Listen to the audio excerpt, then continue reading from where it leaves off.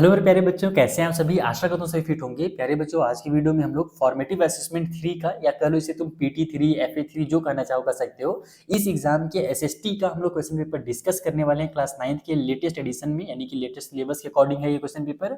लेकिन इस question paper को डिस्कस करने से पहले मैं चाहूंगा कि तुम उस बच्चे को जरूर थैंक यू बोलो कमेंट बॉक्स में, जिस बच्चे ने हमें ये क्वेश्चन पेपर भेजा है। और अगर तुम चाहते हो कि तुम्हारे क्वेश्चन पेपर को भी डिस्कस किया जाए, अगर तुम्हारा PT3 या फिर हमारा FA3 नाम से कोई भी अगर एग्जाम हो रहा हो, या कोई भी अगर दूसरा भी एग्जाम तुम्हारा हो चुका है और उसका तुम्हारे पास क्लियर फोटो है या क्लियर PDF है, तो तुम मुझे मेरे व्हाट्सएप नंबर पे या फिर ईमेल एड्रेस पे भेज सकते हो। दोनों डिस्क्रिप्शन बॉक्स में गिवन है। तो चलो स्टार्ट करते हैं। ये क्वेश्चन पेपर बहुत इंपॉर्टेंट है, अगर तुम FA3 या PT3 देने वाले हो तब, या फिर PT2 भी अगर तुम देने वाले हो, अगर तुम नवंबर या दिसंबर के महीने में कोई भी टेस्ट देने वाले हो, तो उसके लिए question paper most important question paper है। इस क्वेश्चन पेपर में जो मैक्सिमम मार्क्स है वो 40 का है। टाइम जो है वो है 1.5 घंटे का, यानी कि 90 मिनट का। तो चलिए स्टार्ट करते हैं पहले क्वेश्चन से। जो पहला हमारा क्वेश्चन है वो MCQ वाला है। आगे 4-5 क्वेश्चन MCQ वाले हैं। तो first question is name the country which form the axis power during the second world war. Germany, Italy, Denmark, या फिर Germany, Italy, France, Germany, Italy, Japan, या फिर जर्मनी, इटली और स्पेन। कौन होगा, जल्दी से कमेंट बॉक्स में आंसर बताना। सेकेंड क्वेश्चन है why was the enabling pass on 3 March 1933 significant. इसका रीजन क्या था। तो पहला दिया हुआ option, it give more power to the Reichstag, या फिर it enable Hitler to suspend all political parties, या फिर it give Hitler supreme power to sideline the parliament and rule by decrees. And D है कि it enable the adult population of Germany to elect the government. तो इसमें से कौन सा है आंसर, मुझे जरूर बताना कमेंट करके। चलो थर्ड क्वेश्चन में, अच्छा ये भी जरूर बताना कि तुमसे टोटल जो क्वेश्चंस हैं उसमें से कितने क्वेश्चंस बन रहे हैं, ताकि तुमको भी पता चल जाए कि तुम्हारी लेवल क्या है पढ़ाई लिखाई की, तुम कितना पढ़ लिख रहे हो, और मुझे भी एक आइडिया लग जाए कि हाँ ये बच्चे लोग इस तरीके से पढ़ रहे हैं। ठीक है, तो तुम लोग ये भी बताना कि कितने क्वेश्चन तुमसे बन रहे थे। अब थर्ड क्वेश्चन है कि the world war 2 began with the Germany invention of, यानी जो जर्मनी ने इन्वेंट किया था, जो हमला किया था वो किसके ऊपर किया था, जिसके बाद वर्ल्ड वॉर 2 स्टार्ट हुआ था। पाकिस्तान के ऊपर, टर्की के ऊपर, पोलैंड के ऊपर, बेल्जियम के ऊपर, इन द, यहाँ पर लास्ट में क्या दिया हुआ, इन द इंडियन दे दिया है क्या गलती से, यानी कि इंडिया के ऊपर। नहीं ये गलत। अच्छा यहाँ पर देखो, ये ना क्वेश्चन ही, चौथा क्वेश्चन यहाँ से स्टार्ट हो रहा है, ये यहाँ पर खत्म हो रहा था ये क्वेश्चन बेल्जियम, वही तो मैं सोचू कि इंडिया कैसे, अब पांचवा ऑप्शन कहाँ से आ गया। ये अगला क्वेश्चन है, इन द इंडियन कॉन्स्टिट्यूशन, यहाँ तक। ठीक है, द वर्ड सेकुलरिज्म मीन, जो सेकुलरिज्म वर्ड है इसका मतलब क्या है। तो ये बेटा इसके लिए तुम लोग डिटेल में अगर तुम लोग जानना चाहो ना, तो विकास कीर्ति सर का लंबा सा एक वीडियो है 3-4 घंटे का, तुम वो देख सकते हो। बाकी सिंपल अपने बुक से तुम लोग आंसर मुझे बताओ कि इसमें से कौन सा होगा।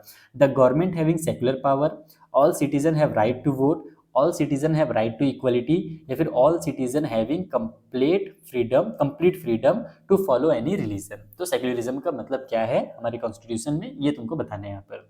पांचवें क्वेश्चन के पास बढ़ते हैं। So fifth question is, who amongst the following was the chairman of drafting committee of the constituent committee which frame the constitution of India. Doctor Rajendra Prasad, doctor Bhimrao Ambedkar, Jawaharlal Nehru, या फिर Mahatma Gandhi. Then six question है, apartheid was the name of a system of racial discrimination unique to England, Australia, south Africa, या फिर USA। अब आ जाते हैं हम seventh question में, जहां पर हमें एसर्शन और रीजन वाला क्वेश्चन दिया हुआ है। एसर्शन रीजन में तुम लोगों को मैं पहले भी कई बार समझा चुका हूं कि 4 ऑप्शंस होते हैं, 2 स्टेटमेंट दिए रहते हैं, और उन दोनों स्टेटमेंट के अकॉर्डिंग हमको उन चारों ऑप्शन में से किसी एक पर टिक लगाना रहता है। जैसे स्टेटमेंट क्या है, पहला स्टेटमेंट है एसर्शन नाम का, कि the war guilt clause held Germany responsible for the war and damage the allied countries, author query. And reason है, Germany was force to pay compensation amount in $1 million। अब तुमको ये बताना है कि क्या दोनों स्टेटमेंट सही हैं, और जो सेकंड वाला है और फर्स्ट वाला, क्या इनमें आपस में कोई कनेक्शन है। अगर दोनों सही हैं और दोनों में अगर आपस में कोई कनेक्शन है, तब तो तुम लोग ऑप्शन ए को टिक लगाओगे। लेकिन अगर दोनों सही हैं लेकिन दोनों अलग अलग चीजें हैं, तब तुम लोग ऑप्शन नंबर बी में टिक लगाओगे कि R is not correct explanation of A. और अगर तुम्हारा ए करेक्ट है लेकिन बी वाला, यानी कि ये जो रीजन है ये अगर गलत है, तब तुम लोग फिर ऑप्शन सी में लगाओगे टिक। और अगर पहला वाला एसर्शन गलत है और जो रीजन है अगर वो सही है, तो फिर ऑप्शन डी में टिक लगाओगे। इसी तरीके से आठवां भी हमारे पास एसर्शन रीजन है। ये क्वेश्चन पेपर मुझे इसीलिए बहुत पसंद है क्योंकि इसमें एवरी टाइप के क्वेश्चंस को कवर किया गया है। ठीक है, तो आठवां क्वेश्चन क्या है भाई, आठवें क्वेश्चन में क्या बोल रहा है कि the apartheid system was particularly oppressive for the black. The reason they were allowed living in white areas. अब वही चीज है, यहाँ पर चार ऑप्शन है, तुमको बताना है ये कौन सा ऑप्शन सही है। अब आ जाते हैं सी वाले सेक्शन में, जहाँ पर केस स्टडी क्वेश्चन भी तुमको दिया हुआ है, यानी कि अच्छा खासा तुम्हारा यहाँ पर एक्सरसाइज होने वाला है, अच्छा खासा तुम्हारा दिमाग लगने वाला है इस क्वेश्चन पेपर करने के लिए। बहुत प्यारा क्वेश्चन पेपर है। Read the source given below and answer the following question. ऐसे देखो, इस टाइप से जो क्वेश्चन पेपर बनते हैं ना बेटा, ये बोर्ड एग्जाम्स में भी काम आते हैं। आगे चल के तुमको आइडिया लगेगा, बोर्ड एग्जाम में भी ऐसे क्वेश्चन आते हैं ना, इसे तुम इनकी प्रैक्टिस जरूर करना।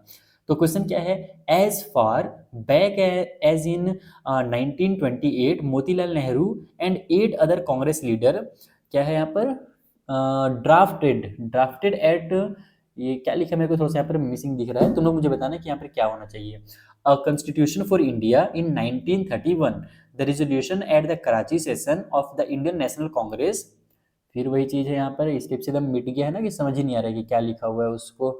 How independent India's constitution should look like, both this documents were committed to the inclusion of universal adult franchise। और उसके आगे फिर और लंबा सा, चलो पूरा पढ़ लेते हैं, कंप्लीट कर लेते हैं। Right to freedom and equality and to protecting the right of minorities in the Indian constitution of independent India. Thus, some basic values were accepted by all leaders much before the Constituent Assembly met to deliberate on the Constitution. The familiarity with political institution of colonial rule also helped develop an agreement over the institutional design. The British rule had given voting rights only to a few. On the basis, the British had introduced very weak legislature. Elections were held in 1937 to provincial legislature and ministers all over British India.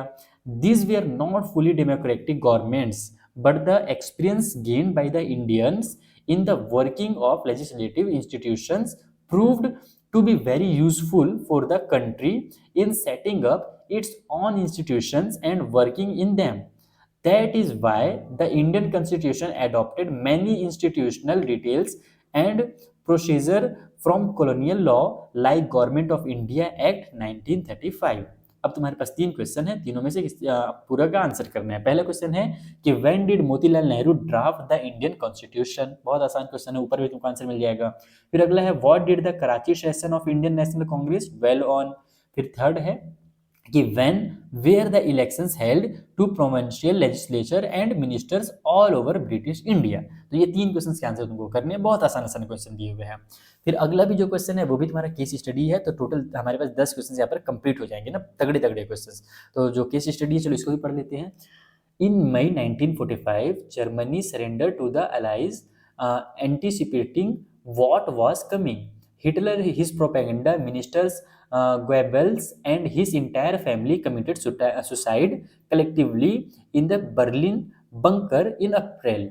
At the end of the war, an international military tribunal at Nuremberg was set up to prosecute Nazi war criminals for crimes against peace, peace for war crimes and crimes against humanity. Under the shadow of Second World War, Germany had waged a genocidal war, which resulted in the mass murder of selected group of innocent civilians of Europe. The number of people killed includes Jews and Gypsies, Polish civilians, Germans who were considered mentally and physically disabled. Nazis devised an क्या लिखा हुआ है, unprecedented means of killing people, that is by gassing them in various killing centers like Auschwitz. Many other were imprisoned for life. The Allies did not want to be as harsh on defeated Germany as they had been after the First World War। फिर तुम्हारे पास तीन question है कि when did Germany surrender to the alliance। Second है what does the term genocidal war refers to। फिर third है who according to the Nazis were desirables and undesirables। ये 3 question तुमको इसके अकॉर्डिंग करने हैं, ठीक है। तो बहुत तगड़ा क्वेश्चन पेपर है, तुम लोग देखो पूरा केस स्टडी बेस ये एमसीक्यू सब मिल गया। अब लास्ट में कुछ और क्वेश्चन है तुम्हारे बुक से, चलो इनको भी हम लोग फटाफट कंप्लीट करते हैं। सो क्वेश्चन क्या है 11th नंबर का, कि what event brought the end of the world war second. Second question है how much time did the constituent assembly take in framing the constitution of India. And third question है 13th number का, कि what is preamble, ठीक है। फिर ई में आ जाते हैं शॉर्ट आंसर वाले क्वेश्चन, 3 नंबर के क्वेश्चन हैं, ठीक है। यहाँ पर हमारे पास दिया हुआ है कि discuss any 3 main clauses of treaty of Versailles. फिर या फिर अगर तुम इसका आंसर नहीं करना चाहो तो इसके बाद इसमें तुम इस सेकंड वाले पार्ट का आंसर कर सकते हो कि what were the provisions of enabling act, ठीक। फिर 15th है why do we need a constitutions, right any 3 points. फिर 16th है explain any 5 major ideal enshrined in the preamble to the constitution of India. फिर F में हमारे पास long answer वाले 2 question के आंसर करने, 10 नंबर मिल जाएगा। फिर घर चलेंगे, क्या है क्वेश्चन भाई, ऐसा नहीं 2 क्वेश्चन मैप वाला क्वेश्चन और आगे है, explain the impact of great economic depression on Germany, या फिर describe the main features of Hitler foreign policy. इन दोनों में से किसी एक का आंसर करो, 5 नंबर मिलेगा। और 18th का आंसर करो तो भी 5 नंबर मिलेगा। How was the constituent assembly for. फिर आगे लास्ट में जी में मैप वाला सेक्शन आ जाता है कि मैप तुमको आउटलाइन करने के लिए दिया जाता है, मैप में चीज़ें बताने के लिए दिया जाता है। जैसे कि यहाँ पर बोल रहा है कि on outline map of world show and name 2 countries which form the allied powers which form the axis power। तो ये तुम्हारा क्वेश्चन पेपर यहाँ पर होता है बच्चा कंप्लीट। बहुत तगड़ा क्वेश्चन पेपर है। अगर तुम PT2 PT3 FA2 FA3 किसी भी एग्जाम का अगर तुम तैयारी कर रहे हो तो ये क्वेश्चन पेपर तुम्हारे लिए बहुत जरूरी है। इसका तुम अच्छे से प्रैक्टिस करके जाना। हो सकेगा तो मैं इसका PDF जो है वो टेलीग्राम पे अपलोड कर दूंगा। चलो अब हम लोग मिलते हैं नेक्स्ट वीडियो में, तब तक के लिए थैंक यू फॉर वॉचिंग। और अगर तुम भी चाहते हो तुम्हारा क्वेश्चन पेपर इसी तरीके से डिस्कस किया जाए हमारे चैनल पर, जिससे बाकी बच्चों को हेल्प मिले, तो तुम लोग अपना क्वेश्चन पेपर मुझे हमारे व्हाट्सएप नंबर में भेज सकते हो। Thank you once again.